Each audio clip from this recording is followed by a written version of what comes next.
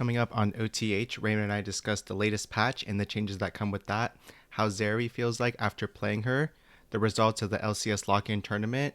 We also give a preview of the next champ to be released, and we talk about the first week of the LCS and how that's going to go. We hope you enjoyed this episode of On the Hunt.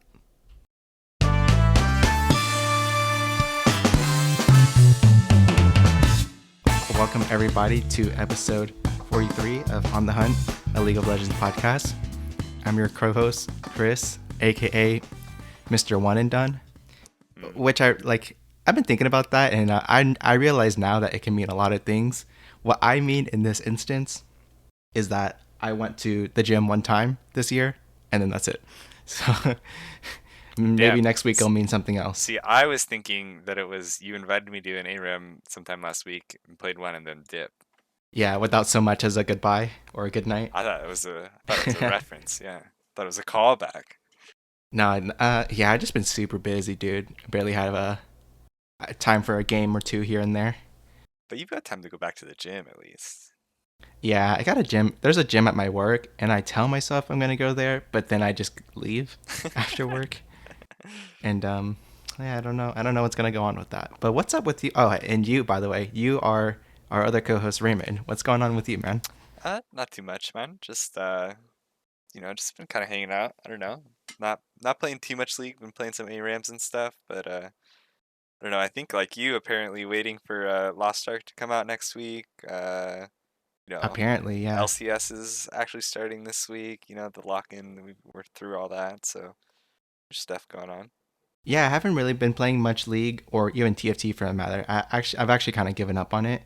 And then I've been playing a lot of my Final Fantasy game. Probably put like 20 hours into that so far. Almost done with it. And then, yeah, I was like just randomly bored the other night, and I looked into Lost Ark and got one of the founder packs just like for fun. Now, when you say We'll see how it goes. bored and you rolled into buying the biggest founder pack, dude, explain to me how that works. I got a couple buddies. They've been talking about it for like 6 months now. Okay. And I was just like, should I get a pack? And they're like, yeah, you can get a pack. And I was like, is the big pack worth it? And the way it was explained to me is that the $100 pack gives you $70 worth of in-game currency, and then everything else that it gives, which I don't even know what else it gives. But that part was like, oh, it must be worth like mathematically, I guess. So we'll see how it is. Okay. But I don't know how much time I can play. Maybe like an hour a night or something like that. But we'll see. Seems like an okay game. I've actually never played a game like that before, though. Well, I played Torchlight, but I've never played Diablo or Path of Exile. Yeah. But I've been told it's more of a MMO, and it just looks like a whatever that kind of game is called. ARPG.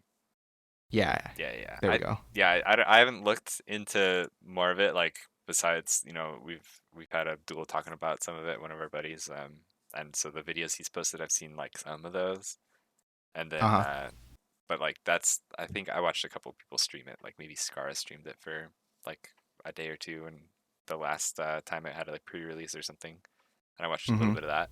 But yeah, it definitely looks like it plays like an ARPG, but it is like actually MMOE. Like where like PoE, it's like you have like hubs kind of where you see other people and you can trade and that kind of stuff, right? You can invite people to your games, all that. But this is like way more like I think you're in the worlds with people like more often than just if you want to be.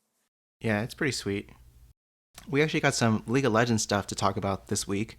Let's start with Zeri, the newest champ, not new for long apparently. Have you given her a try yet?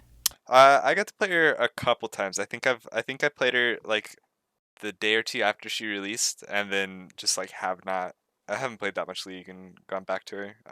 But I won both of those games, so I'm 100% win rate Zeri player. Mm-hmm.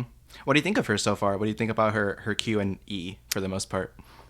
She seems pretty fun. I think like I was like honestly, I think I watched a few player like after people found out like the like Triforce, Titanic Hydra, like Runan's build, and I was like not so much a fan of that. Just like it definitely seemed like I don't know. I still think it's like the wrong way to play her, even though it's like clear that it's been strong, and like she's been nerfed, and like that build like kind of specifically was kind of hit, um, in their nerfs. But I don't think that like that's the way that you like should have been playing her. I don't know. Um, but so that kind of just turned me off from like trying to play it because I figured like I would be pressured into building like that. But then at the same time, I just haven't played that much League. But she seems fun. I think the queue is fun. It's definitely like different. Like just having to like withhold your right clicks as a like seasoned ADC player. Like that's something it's hard to like train your brain against doing. And then Yeah. like the different aspects of being able to use Q, like it's just a way different way to play the game as an AD carry to play from like 850 range than and like using a skill shot than like playing with like right clicks and having to go forward. And I don't know, it's too hard for me to explain simply. But yeah, I don't know. The E doesn't seem that weird to me. Like it seems like just a normal. It's like it's a dash or also a bard E at the same time. Like go nuts. I know, right? Yeah, I think the way that I think about it for our 1 out of 2 listeners in the whole wide world is her Q is it's like CSing with it's like Ezreal Q, but like every second. Yeah. It, it's that's what it feels like to me, which is kind of cool. It's like yeah, like your auto is a skill shot, and you can play it like max range in that sense. And then her auto it charges up to a max damage like Thresh E. And then if you like if you auto when it's not charged up, then it literally does like 17 damage or something Yeah, like that. it's like it's So useless you have except at to. last hitting if it's not charged. Yeah. And then her I tried it out on PBE. I hadn't played a game with her, but the E is super generous when it comes to like going over walls and stuff like that. I like definitely like Riven Q, Nidalee W, Callista Q. Those are like way harder to go over walls with, and you have to like Oh, actually kind of aim it and get close to it and for sure, practice for it. sure. And but Zeri E, you can definitely just dash into a wall and you'll probably go over it. Yeah, but I mean that's different too because like it's supposed to go over. I mean it goes over any wall, right? Like as long as you can. It's Yeah. just like the bottom of the map kind of stuff, like doing those bard portals or like that's where you can fuck it up and like not actually go over the wall. Um, But like I think the thing that's you have to get used to with your E is using it like in fights. Like if you like I feel like I've watched enough people play Zeri like in like on streams and the player in team fights where like you're fighting around like mid lane or like right in the river, right? And you can use E to dodge something or like if you're like, "Oh, I want to go over the wall," like you can go over the wall. Like it's not a problem of like if you can, but it's way more a question of like if you should because like suddenly you're going to E over the wall and be safe, but now you're like way far away from the fight and the champ is supposed to like kind of always be hitting, I feel like. So if you're far enough away from the fight, like you went over too far of a wall and now you can't get back in time and lose your ulti and you don't have another E, then you're kind of like losing your team the fight too. Yeah, and the E like passive that gives your autos like the piercing effect, super strong. So it feels bad to like E out of auto range in that sense. Yeah, definitely. And it's really important, I think, in like in early skirmishes, like if you're in the bot lane or you're in minions, that kind of stuff. Like the E is basically like you guarantee you can hit who you're trying to hit and not get it blocked by someone. But yeah, I think she's pretty cool so far. And you kind of mentioned it already, but you know, first patch in for this champion, and she's getting nerfed already, which is usually not the case. Usually they give them like 5 buffs, and then they're suddenly like way too overpowered. Yeah, But here we are. Oh, go ahead. I was just gonna say I feel like the nerf is like way less of a like she had bad numbers and it's more like there was like weird interactions that they didn't like, like the Runan stuff was like I think the biggest like problem. But they've I think that got hotfixed out where your Runan's bolts would apply her ultimate chain lightning and that just gave her way too much damage and that's part of why her like bruiser build was broken. But like now they've just kind of like tried to balance around that being changed and like enforcing crit builds a little bit. Uh huh. But yeah, here we are. We didn't record last week because I kind of just flaked. And here we are again with a new patch of 12.3 with a couple of champion changes that we had talked about before in the preview and a lot of item changes to a lot of the fighter items. Let's start with the champions. Where do you want to start at?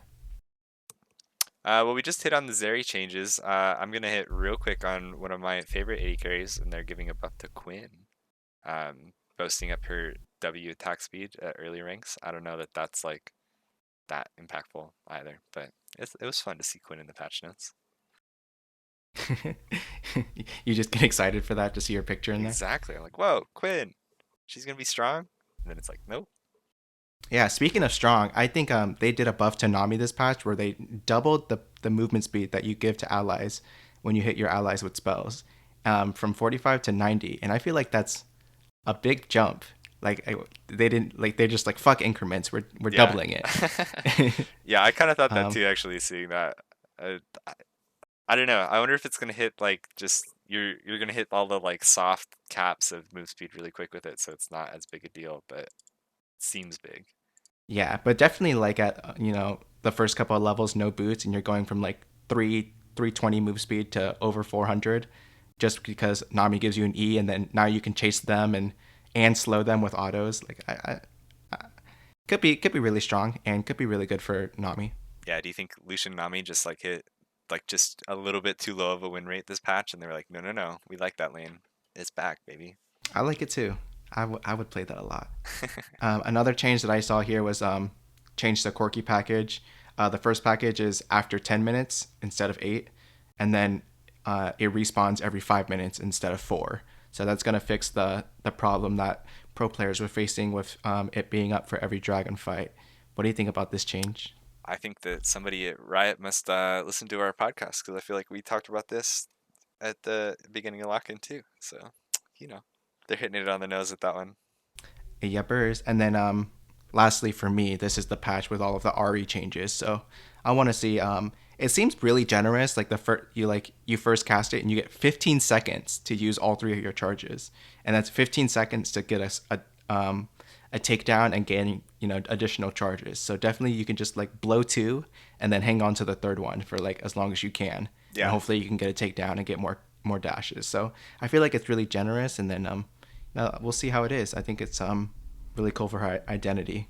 yeah. I don't know. I don't. I wonder how many people will bring out Ari now. Like if that'll come back to pro play. I think last year we saw it sometimes. Like I think PoE played it like on TSM as like a counter to some things. Um, I don't know. I don't. I feel like mid laners kind of like Ari, like most of them. Like, but the champ just kind of blows a lot of the time. Yeah. And then Um, any uh, more about champions?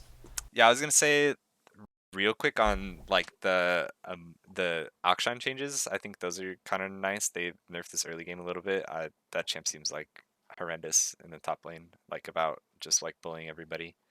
And then the other one that's probably useful to keep an eye out for pro play is the Twisted Fate nerfs. They're bumping down the damage on his wild cards, like the base damage, and also the attack speed that he gets passively on his E at early ranks. So I think it's might push some thresholds for like TFs in pro play about like being able to roam as quickly. Like some early timers might get a little lower just because you don't have the damage to like one shot waves or two shot waves or whatever it is, and also like the E um, attack speed that kind of throws off his early trading. So there might be some more room for people to abuse TFs that are just going like rapid fire second and not really focusing on damage. Yeah, I would wonder if that's a calculated amount for the Twisted Fate change, and I'm pretty sure like you would take material dematerializer anyways, just to try to like lower those thresholds for killing casters and something like that even more. And then on the Akshan thing, I kind of agree with you. Like I actually landed against Akshan for the first time not that long ago, and I was really surprised how much his 3-hit passive, how much damage it does, and like how easy it is to just apply it in two autos basically. Uh, Yeah. I think honestly I don't think this is going to be enough for him to like actually nerf him out of like a lot of those situations. Like probably a lot of the issue I feel like with his like trade pattern being so strong is that he also gets the shield from his passive on the proc. So on top of it doing bonus damage and like you being surprised that it does a lot of damage, you also lose the opportunity to trade back with him because it just goes into a shield. So it's like a really big health swing. yeah, but then I think he's yeah, I when I mean When he came out, I thought he was a garbage champion, and then after laning against it a little bit, I have a little bit more respect for it, but not that much. But I think I want to give him a try sometime soon. Yeah, I think it's definitely fun. Like I think he's a lot of fun when you get rolling, but yeah, I can see how he is pretty annoying to lane against. Anything else for champions before we move on to items? No, I think that's about it for me. We hit just about everyone, to be honest. Yeah, I know, right? And then for items, there was a lot of changes to a lot of the fighter items, including Divine Sunderer, Gore Drinker, Trinity Force, Death's Dance, Sterix Gauge, Ma Mortius, Blade of the Ruin King, Black Cleaver, and then Ravenous Hydra. The item that builds into Wit's End, I think, Hearthbound Axe, Hmm. and Hex Drinker. So a lot of changes here. And I think a couple of them are interesting. What do you want to start with? Yeah, I think I'll start with just saying like the gist of all the changes. If you're too lazy to read every single patch note about the items, because it is just kind of a lot of numbers that get crossed out and then new numbers right next to them. But the gist is that most of the fighter items are losing HP in favor of more attack damage, and it's just kind of like to push the champs that are like really dominant in the meta in top lane from having a whole bunch of damage and a whole bunch of survivability, and force them kind of more into like having to choose which ones they want, rather than just getting the same stats from any item they want. Thank you for that. Any items that caught your attention? Um, I don't know. It's kind of like I think probably the one that's the biggest is Death's Dance. Like the numbers on it, they actually changed how the damage mitigation worked. So before it was you'd get like a larger portion of physical damage that would get mitigated by its bleed thing, and now it's a little less for both melee and ranged users, but it's all kinds of damage, not including true. So any physical, any magic damage is going to get reduced by the Death Stance passive and turn into a bleed. And then part of how that works now too is that instead of having a heal that's based on your max health, when you take down an enemy champ, it's going to be based on your bonus AD. So that kind of ties into what I was talking about earlier about the overall shift of the changes is that it's supposed to like incentivize users of these items to be uh, attack damage purchasers rather than health buyers. Yeah, that caught my attention too. That's it's gonna reduce magic damage as well. Because I thought it was already crazy strong against physical teams when you're playing a fighter like Wukong, Pantheon, that sort of thing. So I'm interested to see how this goes. I could see it being built a lot, probably third item, but it is pretty expensive now that they've upped it up to 3,300. So I'm looking to see how this item performs, but I don't know how many people are going to build it. But I think that it looks crazy strong just from the outside. Yeah, I kind of agree. I think honestly, I think I forgot that it didn't work on like every damage type. Like I think they must have changed it like this season or something, right? To make it like physical only. Because I feel like I was buying it before, like thinking like, oh, these guys have like Syndra and stuff, like the verse champs. I'll buy Death Dance. It'll be good. But I don't play fighters that much, so it wasn't a core. Don't ask me. I don't play this game, That's but fair. I do That's think it's fair. been like that for a while. I think the other thing with that is that I feel like I've seen people talk about it so far, saying that it's gonna be super OP. Like they're showing like 6 item gins that are fitting Destins into like a 780 build, and it's like, wow, look at this takedown. You get a takedown and you get 1400 health back. And I'm like, I don't know that that on its own is like making this item like really worth it. Like it it can be And it's so useful. expensive. Yeah, it's so Yeah. expensive, but like you're talking about like on in abuse cases like that where it's like Jin, it's like he's the only guy who can get that big of a heal. Everybody else is getting like way less AD like overall, and you only get it on takedown when you can go something like Bloodthirster. You get that like on any any in combat abilities. Like there are specific cases where it's like yeah, it's useful to have the bleed and stuff, and then you're dealing with like a particular person like diving on you, and if you live with the bleed and then get the passive then or the takedown, then it's going to be really useful. But I don't think it's like a catch-all. Like this item's going to be OP on anybody that builds AD. All right. And any other items that you want to talk about from this patch? I think the other one. I think the other one. There's probably two more that you want to keep an eye on, and it's Sterix. They've changed kind of how its passive works, similar to Death Dance with the heal. They've made it so that its shield is now based off of bonus AD, right? Or bonus health, sorry, instead of just max health. So you kind of like have to build health for that shield to be as useful. And then they've also taken away some of the attack damage that was on the item itself. They've reverted it back to the passive where it converts base AD into bonus AD. And then, um, so like I think that that is just I don't know all the use cases, in particular, but I think that people that used to auto build it before like should consider like if I still want Sterix in my build path. And then the last one is probably Blade of the Rune King. They've buffed up the passive damage on it, the percentage HP damage, from 10% for melee users and 6% for range to 12% for melee users and 8% for range. So I think you're going to see a lot of champs that are like Aurelias and Viegos. You might even see some AD carries try and go back to like rushing a Bork or fitting it into builds like Ezreal or something. So I'd keep an eye on those too. Awesome. I felt like a pick of the week there. The the way you're like keep an eye on them. Yeah, keep an eye. Keep an eye. This is item watch right here. Yeah. The last thing I want to shout out from this patch is a little change that they're making to the Hex Tech map. So I guess that now when you take one of those portals, you'll actually like literally travel along it. And so if you have anything like a aura or anything like that, then that will travel with you. So the example they give here is Ken and Ulti. It's gonna travel along the path and actually like do stuff to the people around him. That's Seems pretty funny. interesting. I don't I I don't don't think know it if that's matters. yeah, I don't know how much that's gonna change things, but it's pretty funny. I wonder if that'll make it easier for people to see like time when you end up somewhere. Because that I feel like has been the biggest frustration for me on Hex Gates is like you see like the little dot come up, like oh someone's portaling here, and I don't know how to time when they're actually gonna like port out of the thing and like hit them with any skill shots or whatever. Yeah, I think probably the most important thing is you'll see some if somebody like passes by you, especially the gates near dragon where it's like next True. to red side blue buff and behind the dragon wall. Hmm. You'll get to see people pass by you, I guess. So that's actually kind of important. Yeah, that's a good point. But that's it for me on this patch. Yeah, I think same for me. I'm reading the chem tank change. Did you see that?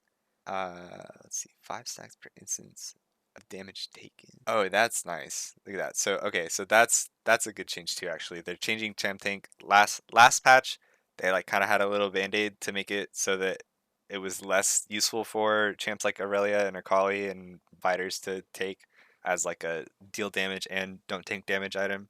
But now instead of having just like a cap on how much move speed you can gain or how much stacks you can gain from like movement, they're making it so when you deal damage, it does not give you any stacks to the passive. So champs like that still kind of have a bonus of how much dashing they do and how they can build the stacks through movement, but dealing damage to enemies won't get them extra stacks also. So that's nice. Yeah, hopefully that they nail that one down for this season, and we can people can stop complaining about it. True. Okay, and so we started this episode with a new champ, and then we can keep going on with the next champ that's already been teased out for us, named Renata, and her abilities have already been put out there. So we're gonna go ahead and cover them here. Here, before you go any further, because I'm afraid, looking at this champ, I'm afraid that she would get mad at you. Her full name is Renata Glasc, and I think that's like actually how the champ shows up in the client. So like, you gotta be ready. Okay, so her starting with her passive, it says her basic attacks mark her enemies and deal bonus damage, and then damage from her allies consume the mark, dealing additional damage. I wonder if that works against minions, because I'm pretty bad at less hitting, so hopefully it does. I think it does actually, from what I've read. It's like a lot just like how Calista W works. Oh yeah, that's a good comparison. Then I wonder if your ally kills it, do you get the gold? I wonder how that's gonna work out. That one, I bet it's less like Calista and more like you're supposed to be a support. So I think it would be damaged by the other person because I think that's how mandate works. Actually, I think that's how mandate doesn't work because I think he still kills with that proc too. I don't know. We'll see, I We'll guess. see. Yeah, we'll see. Next up is her Q called Handshake. She sends out a missile from her arm that roots the first enemy hit, and then she can reactivate the ability to throw that enemy in a direction, damaging other enemies hit and stunning them if it hits another champion. So it's a kind of like Zac Q, I guess. I Or think sorry, is that right? I think I think it's a little bit like Swain E, and then like instead of it on the comeback, it's just like if it hits right, then they get rooted, and then you do the same thing like Swain passive, and you can redirect them to somewhere else rather than just pull them towards you. If Yeah, if I'm understanding. I wonder if it's like correct to pull them towards you, or if you can. I don't know if you can only throw it like left or right or something like that, or away. Yeah, I think you Uh, can do it either direction, like or any given direction. okay, well I think that's gonna be insane if you could just pull somebody closer to you if you don't want to throw them at somebody else or risk missing. Yeah. Um, so see, this ability seems like it's pretty broken already. But we haven't even got to the best part. And then her W is called Bailout, where she grants an allied champion or herself ramping attack speed and move speed towards enemies. If the ally gets a takedown, the buff duration resets. I don't know how long the duration is. And then if an ally would die during the duration, their health is set back to full, but they start burning to death over 3 seconds. And if they get a champion takedown before they die in those 3 seconds, then the burn stops and then you're just alive again. So a lot to unpack in there. What do you think about this basic ability? Yeah, I don't know. It is kind of a crazy one. I think it's obviously like got to be really strong, but I think it's going to be like kind of the defining part of her kit, right? Like it's a little weird Totally. like to just yeah, like have the Chem Soul plus revive like passive kind of all wound into one W. But I think it's kind of an interesting design because you can't really get away with not not casting it all the time. Like like obviously you look at it right away and you think like, oh, I'm just gonna hold W and like my 80 carry never dies, right? Or like I'm whoever I want just like is never gonna die because I just use W and then they will res. But at the same time, that means that like you're not using it for the offensive capability, like the move speed and attack speed, right? And I feel like that's pretty Yeah. big. And then also, if you want them to res, like and truly res, they actually have to be able to kill someone when they come back. And it sounds like, like you think about it and it says it's 3 seconds for them to die, which sounds kind of like a long time to just like get a free second life. But at the same time, if you're getting damage at all during that, like that timer is essentially going down.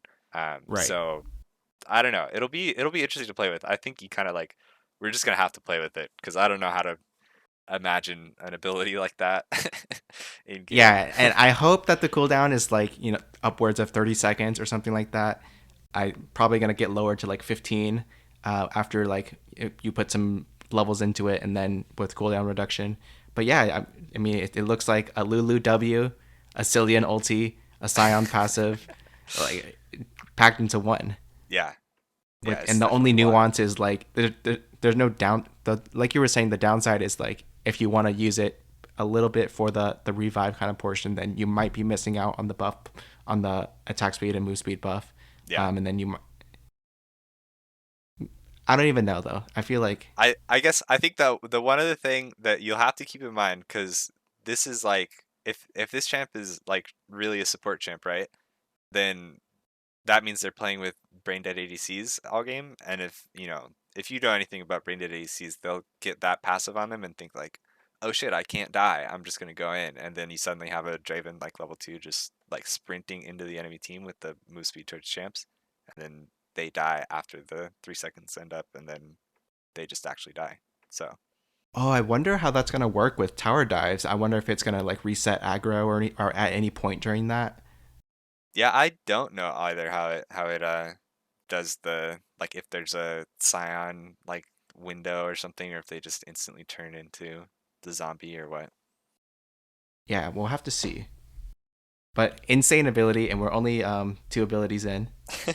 Next up is her E. She sends out Kentech rockets that shield allies and damage and slow enemies they pass through, rockets also apply their effects around her, on cast, and in an explosion at max range. So the what I interpret from this, it's a little similar to Kozik's W, where she shoots out a missile and then it slows, but it also slows along the path. It goes through enemies and it also does it around her. So it's just like super pumped up. Yeah, I don't know the radius or if it's a cone or anything, but it she's is. got a good This slow. yeah, definitely the most basic of her abilities so far. Hmm. Any other thoughts for her E? No, I think we just get to the meat of it. Give me the ulti, baby. Okay, yeah. So the ulti is called Hostile Takeover, where Renata Glasc sends out a cloud of chemicals that causes her enemies to go berserk, and it looks like it's a pretty big like swipe or cone, um, pretty generous, increasing their attack speed and forcing them to a basic attack anything around them, and then it makes so it can make enemies attack their own allies, and I'll just kind of stop there. Yeah, It's I pretty mean, cool. yeah, it's definitely pretty cool. I think that was the ability that they showed in the trailer, and I was like, I don't really understand what was going on with the other abilities. Like, it wasn't clear when they were just showing like gameplay clips, right? It's like I don't know what's going on. Oh, she's like sending people towards things. Okay, whatever. And then her ulti comes out, and champs are just like turning and attacking each other, and I'm like, bro, what is going on? Yeah, and it looks like a decently sized AoE that's like triple the width of Sona ulti and then also like the same range as Sona ulti. So it looks really generous as to like how many people you can hit and kind of hard to miss in that sense, Yeah, as long as they're in range. yeah. I mean, I think it's obviously like super powerful. But I'm like, I guess to consider like its total like how strong it is, right? Like the scariest case is like you do this to a Jin who's like at fourth shot, right? And then he just hits his own teammates. Um, Yeah, but like I guess a lot of champs don't care about like just straight autoing, someone near them. They'll probably be in range a lot of the time, like just because of how you don't like try to position away from your own teammates usually. But like like if you're a LeBlanc or a Syndra or something, and it's just like, oh, now you're attacking the person next to you. It's like, okay, wow, that's like a whole 100 damage extra that you dealt. So like, there's high highs and like low lows for it, but at the same time, it's just like as long as you have that second or two of CC, like it doesn't matter that it's like they're not doing damage. It's still like nice CC. So yeah, I don't know. We'll see. yeah. So worst case scenario, it's the a fat AOE CC, and then best case scenario, you also like expend some stacks like for some reason like a pre-toggled Nasus Q or Draven axes and make him drop them. Yeah. Jin shots, like you were saying. Probably not going to be any mumbo jumbo of like Callista putting spears in her own allies or anything, but You say that, but now that I'm thinking about it, dude, it's fucking Riot. They're gonna do that. And then it's like the ability's not gonna know how much damage to do when they hit E against their own ally, and it's just gonna instantly do a billion damage.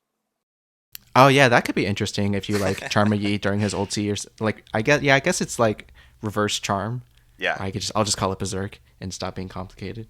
But overall, really cool champion Yeah, coming I out of kind of agree. Arcane.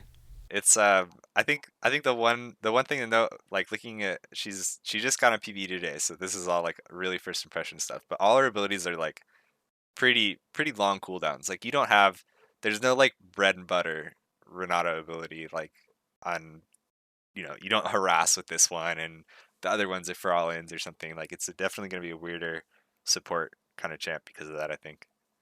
Yeah, but definitely like it will make you want to play support, I think, or Yeah, rage at it. Like definitely like the circumstances in which the W does revive and kill somebody, you're gonna be like, "Fuck this game, 2022, a million years of experience."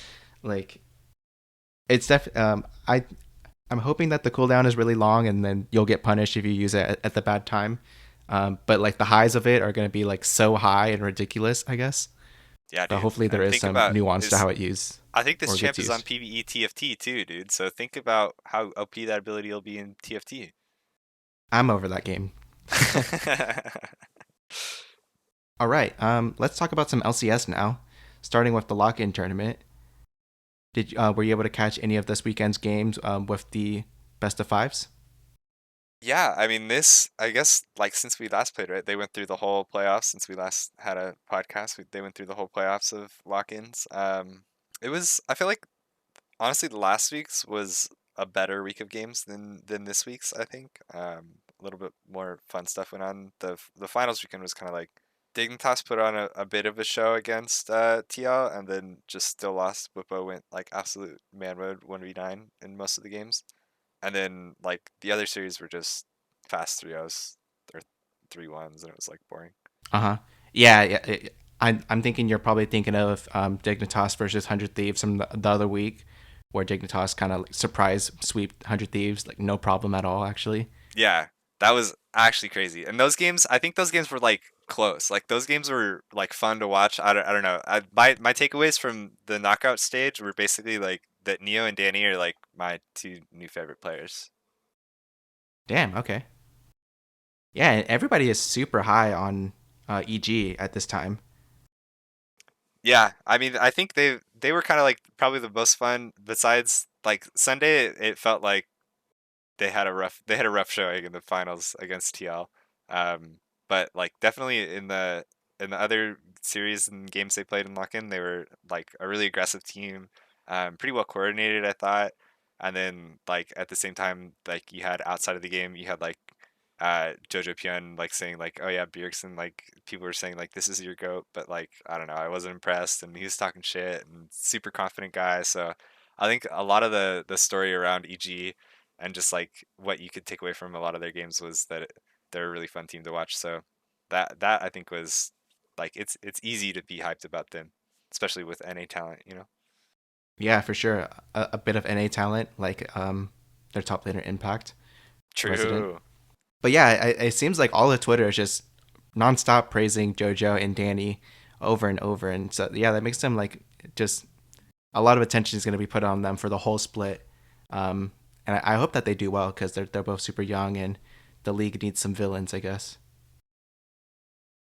Yeah, I mean, I feel like the people won't even put them up as villains, honestly. Like, I mean, I think they will Yeah, try to, right? Like, that's the brand. It's the evil brand. But I think a lot of people will grow to like really like that team. yeah. Well, actually, yeah, more like or like heroes of the LCS of like this is the new generation of Yeah. Zoomers, I guess. Which at the same time, I guess if you're a boomer, you know, maybe if you're like us and you're like from season two, season three, you'll be like, I don't want to see these Zoomers take over my game. They're the kind of people that are getting champs like Renata made, right? So Yeah, they're the ones who like I probably played against them when they were 12, just yeah, baby raging at each other. yeah. But anyway, in the end, I ended up liking. I only really caught the last series, TL versus EG, and I liked what I was seeing out of TL, and they weren't even using core JJ, just running their lineup of Bwipo, Santorin, Bjergsen, Hansama, and Isla. Hmm. And I like it. You know, it's kind of crazy that they pretty much they swapped out four members from out of last year, and it seems like they're a really solid team moving into this year in the split. So they're back-to-back champions of the Lock-In tournament, which really doesn't mean anything, probably. But yeah, just kind of cool to see them swap out four members, and they're doing strong. Yeah, I agree. I think hopefully they get Core JJ back and can get that stuff sorted. I think that like a big part of their win against like Dignitas, it still felt that series on Friday or Saturday, whenever it was, in the semifinals, was kind of like really reliant on Bwipo being like the only guy that was able to do anything. It felt like, and just like absolutely abuse Fake God and 1v9 from there, Hmm. which I think like was kind of worrying. You know, like it's like, oh, that's obviously like a good matchup for Bwipo, like, and that's what you want to see is him take over the game. But like it's Dignitas, and you're thinking like it's TL with Hansama and Bjergsen, like they should be shitting on everybody. Like this is Blue, right? Like Blue should be getting fucked. And Santorin is like one of the top junglers in NA. He shouldn't be letting River like do anything. And Dig made that series like a lot closer than I think a lot of people expected. And Mm-hmm. it felt like that. I felt like was the worrying stuff. It's like, oh, TL is just like a bunch of fucking boomers. Like they're gonna Yeah. rely on being And did veterans. Dignitas, did they win the first game and it made everybody panic? Yeah, it's like, oh my god, they're Okay. gonna 3-0 again. They're gonna 3-0 Uh-huh. again, and then they lost every game after that. But yeah, I think Sunday in the finals it kind of like they made up for it by like having a pretty good showing against EG. And I think it's probably like a stylistic matchup with EG a little bit, but they were they did look a lot cleaner, I think, rather than just like, oh, we're waiting for EG to make mistakes. It was just like they just were winning outright. Yeah, and shout out to Whippo. I've been enjoying the way that he's been playing so far, so I think he's really able to shine so far with this new Team Liquid squad. Yeah, definitely agree. Definitely agree. And then now that the lock-in tournament is over after 3 weeks, we can get into the real LCS starting up this weekend. Um, and it's only 2 days, Saturday and Sunday, so each team plays twice per weekend, and there's going to be some super weeks spread throughout. Which, speaking of which, apparently there's like new rules where I think I saw Double Lift tweeting about this a couple when lock-in tournament started, where Hmm. basically they can only stream during the super weeks and during playoffs. So it's like week 4, week 7, and then like that's it. Yeah, Yeah, yeah. something It's awkward like that. So yeah, they were revoking a lot of those watch party privileges for this season at least, or yeah. I do think it's a little yeah, weird. split. I don't know. What do you like? What are your thoughts on it? Because it's to me it seems a little weird, but like I sort of understand where they're coming from, but like I don't know. I don't know that I agree with the method at least. Here's what I say. Here's what I'll say. I understand and it makes sense, but I'm sad that like LCS viewership is just declining. And the whole reason why I liked League of Legends for so long is because of how big the game was, and it felt like everybody knew what League of Legends was and probably tried it out between Yeah. 2013 and 2015, and I really liked that, like being part of that. I guess of like you can just go anywhere and everyone knows, every Asian person knows what League of Legends is, essentially. And so like to see LCS like losing viewership, and then they feel like they have to draw people back to the mainstream to keep their seltzer sponsorships going, then it is what it is.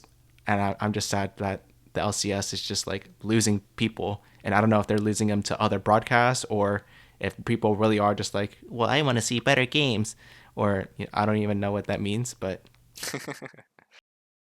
Yeah, I don't know. Yeah, I feel that's like how there's I some feel. degree of like I get what you mean. It does kind of suck to like not have more people watching, and I think that that's I don't know. That's like a symptom, but also like part of the reason why I think they're doing it is like I don't know. I feel like going a lot of people that have been longtime fans, right, were like, oh, I'll just go watch Double Lift like or whoever is co-streaming, right, just because like that's someone that I like already, right, and like Right. that's a fun part of it, I think.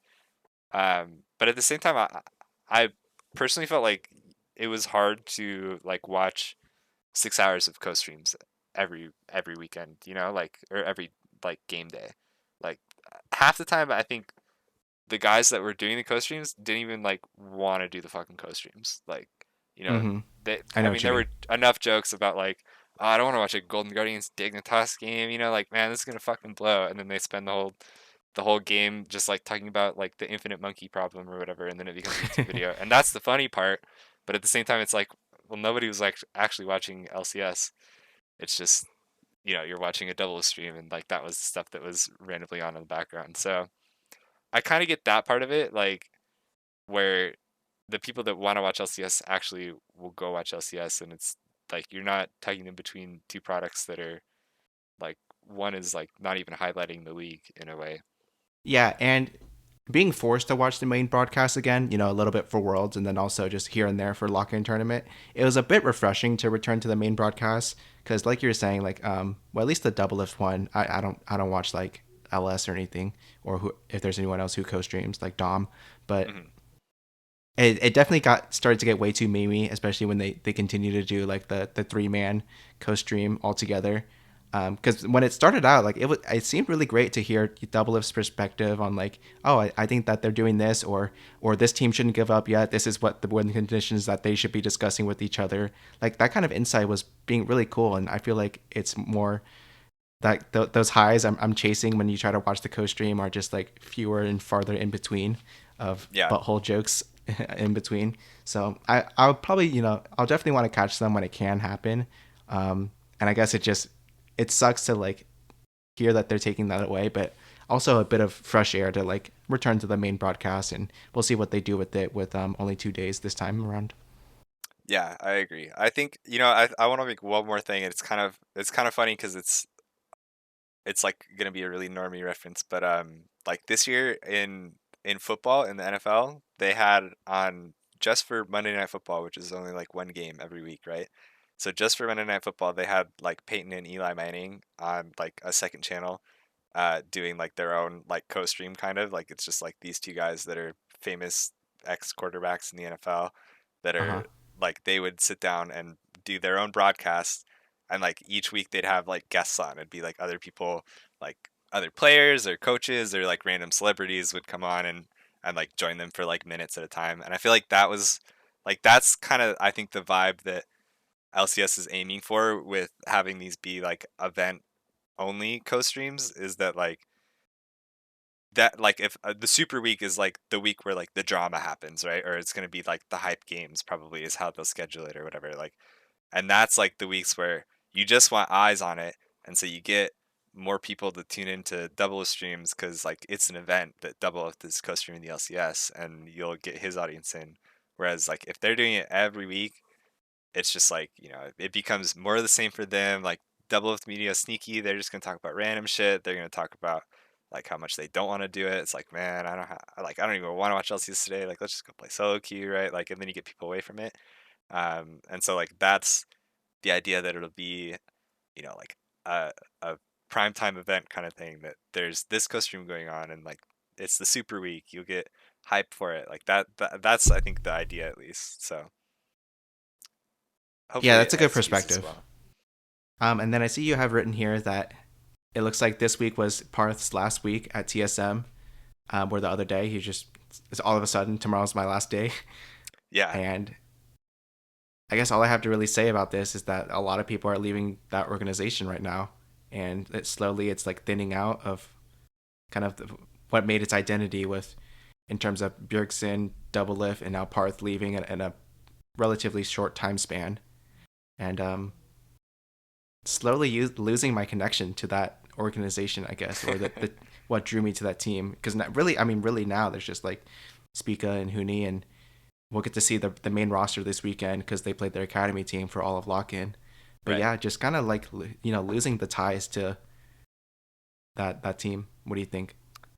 Yeah, I think it is pretty weird. I think that's like the biggest takeaway about like the Parth one for me is that it's kind of the last like the last remaining, kind of big mainstay. I think with all the Reggie stuff that's been going on, I think you lose a lot more of like the like I cared about it being Reginald's team. Not that I think that was what I cared about originally about TSM at all, but like if you did, like that's probably less enticing.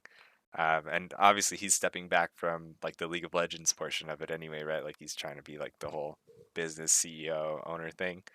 Uh huh. Um, but like the Parth being like VP of esports or whatever his title was, right? Like just GM of TSM LCS, like all that stuff is like definitely the biggest blow I think to the org being at all the same, because now it's like the whole new coaching staff, pretty much new roster, right? Like they've got a different like president, GM, whatever now.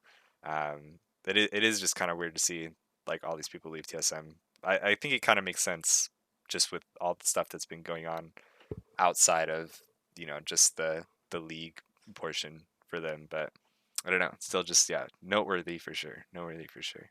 Yeah. Okay, now let's talk LCS.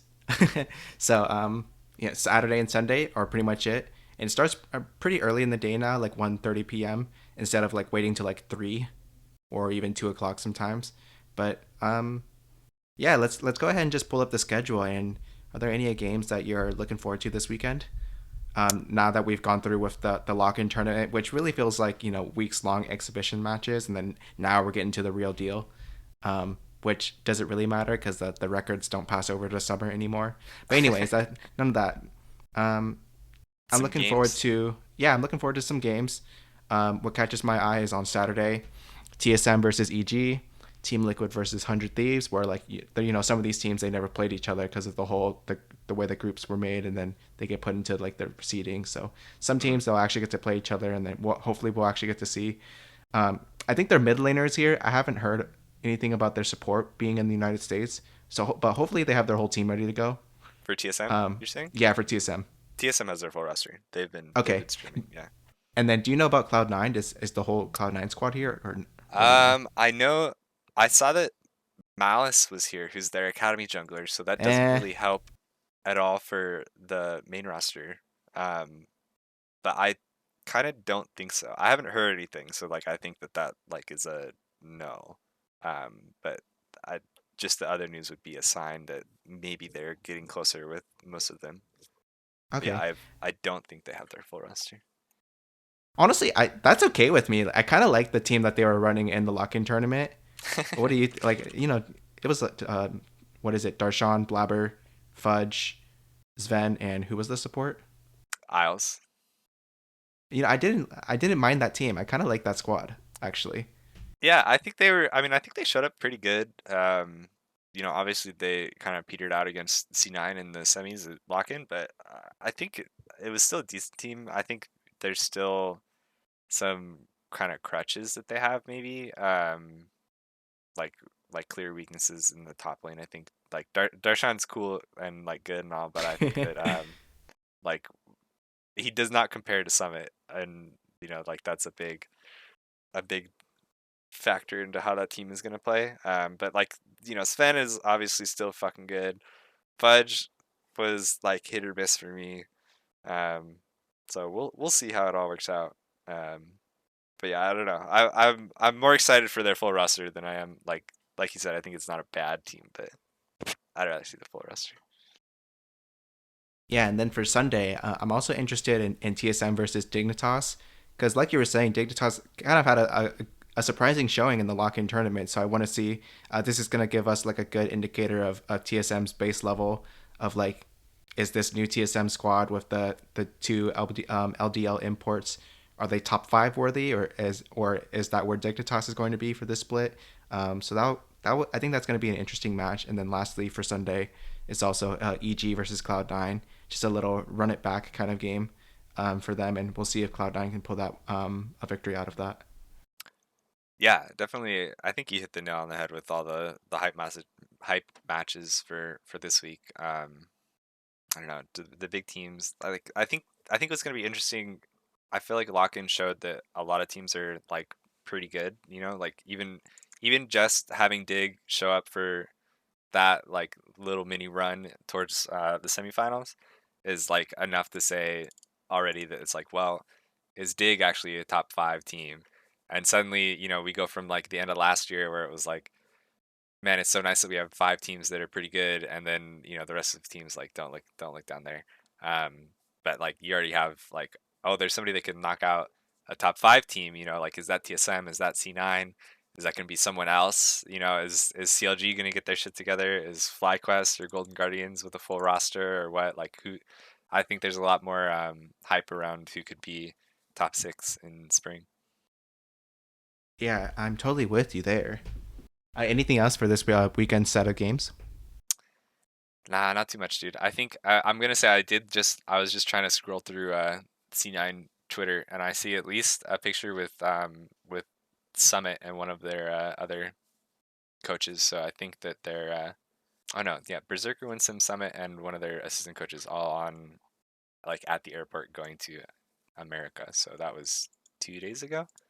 So Ooh, they should have people here. I don't know if that means that they'll play this weekend, but that means that they'll be in America at least. that's good to hear. I actually had an emergency passport thing where like I went to San Francisco and I got my passport the same day.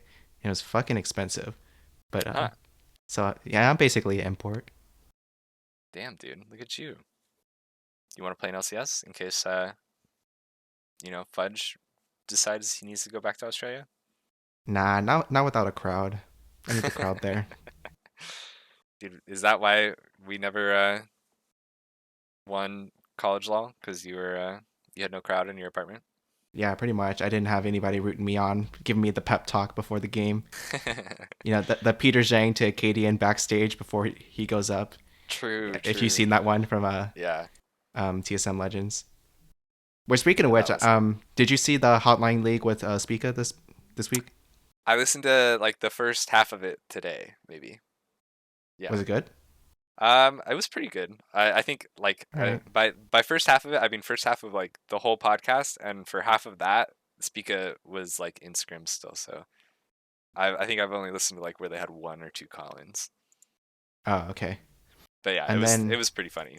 Spica's pretty funny. yeah, because he's a Zoomer. That's Yeah, how it that's true. is. And then lastly, something came out today where Paramount Plus is gonna have a fake documentary of sorts of like 5 players trying to make it in the LCS, and it's like what it would be like to follow their journey, and it's gonna feature like some couple random people, Arrow Yeah. and Youngbin, like the Youngbin who played for AD carry when Piglet switched to mid into like back in like 2017, like that guy. Uh, Goes to UC Irvine, by the way, or he did. Just so like I haven't heard that name in like 4 years. right. And Yeah, then a couple of other I saw that people that I too. didn't recognize. Yeah, I think there was one other guy that I knew as like, or like I at least could find his Twitter account that he was a like law pro at some level. And then yeah, at least I think two of them were maybe just actor people, but I didn't look into it beyond like I was like, holy shit, that's Arrow. Um, yeah, I don't know. It seems kind of crazy. It's like by LCS or like by Riot, kind of still, right? Hmm. Like so Yeah, and it's it's a gonna little feel bit like like real life. Like there's gonna be like the brands in there, so yeah, it'll be like they're at the LCS. And but I mean, it's a fake. It's not a real story or anything. right. It's not like it's kind of like how they did that like actual documentary on like the 7 days out of the spring split where Double Oath went through like his whole like family tragedy before. Yeah, I was just thinking of that one. That was I liked That that was one. actually like a decent documentary, but like this Yeah, is like a comedy like parody series. So I think so. Yeah, I'll be interested to see it. I don't know. I feel like Riot has done. I'm impressed by all the multimedia stuff that Riot has produced beyond releasing champions that have revives on their W's. So um, it'll be. I'll probably check it out. I don't have Paramount Plus, so fuck that honestly. But yeah. I don't know if I'll check it out, but if it was on I'll Netflix, listen I'd to be people like say maybe. like, hey, it might be Yeah, cool. Yeah. Yeah. Maybe somebody will co-stream it and then get banned for it. And then we're at an hour now in this episode, but fuck it, let's do some picks of the week. Picks of the week. Shit, dude. All right, hold on. Let me open up the client real quick. Okay, do you have one? You want to go? Ooh, no, I do not have a sticky icky picky of the week wiki. I don't have one. Yeah, Damn, yeah, dude. I Then what gotta are we think of this doing here too. doing picks of the week? I don't know. It doesn't have to be league related, That's true. You know but what? we already That's true. talked about Lost Ark. We already talked about so much other stuff. Let me think about this. Anything interesting happening in league?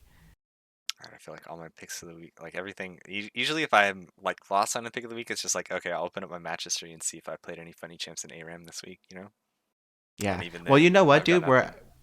We're episode 43, and there's two of us, and we're running out of champions to talk about.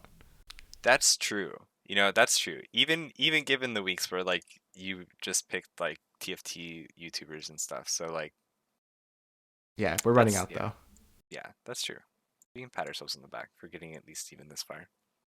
You I know what? probably haven't even played those other champs. I'll do one for random Earth, and I'm gonna go with AP Warwick, which sometimes it's like Ooh. hit or miss because like you're building full AP, and the whole goal is just to like queue things infinitely and heal infinitely as well, hmm and you have to have a good early game to get away with it. But then like if you don't get punished and like you actually get to like 2 or 3 items, um, and I will admit that last time I tried this was before mythic items, so I don't know how it's like without like Gunblade being in the game or anything more or anything Right. like that. So I actually don't know if this is gonna work at all, but that's my shout out. AP Warwick. I also really like Elise in Earth as well.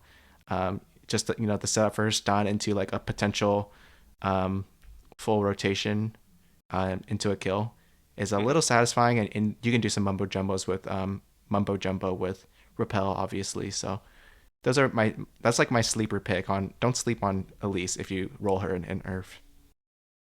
Dude, I like those picks. Honestly, I think I've played some Earth, and it's been like they've been not always great games. So, but sometimes I like to blame that on the people I'm playing with. It's like, oh man, you guys just fucking blow. So that makes it easier.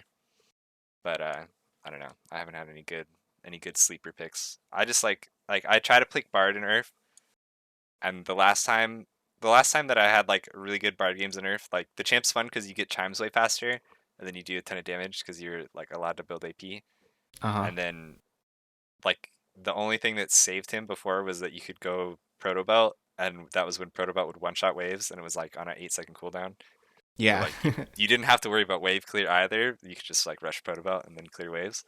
And now you can't do that with Rocket Belt. So it's like back to being unlucky when you miss a Q.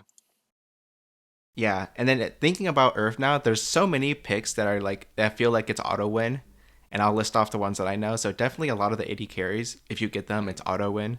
Kaisa, Zaya, some even Senna sometimes if when you get going with like just infinite range and like you hit Yeah. somebody, they're slow and then they're dead because it's Earth. Like Yeah. it can get pretty unfair. So Zed and LeBlanc are pretty terrifying. Shaco's really annoying. Um, I'm not sure how strong Fizz and Vlad are right now, but those are just some of the like insta win kind of picks I think of in Earth. Yeah, I'm trying to think what I played against. Oh, the other one that I really hate in Earth is Aatrox, where they just go like full crit, and Oh yeah, then yeah, they pop ulti, and it's like you live steal for 1600 damage on every auto, and it's like, dude, you're so good. Way to go, man. yeah. And then they actually just auto you to death. Yeah. It doesn't It's like matter. auto eat auto, 17,000 damage, you're dead. Yeah, Bye. it's kind of funny actually. It is pretty funny. I think I played one game and I was playing with one of my buddies and we get into a game and it's like Aatrox is on the enemy team and he's like, "Oh, Aatrox, dude, I played a game.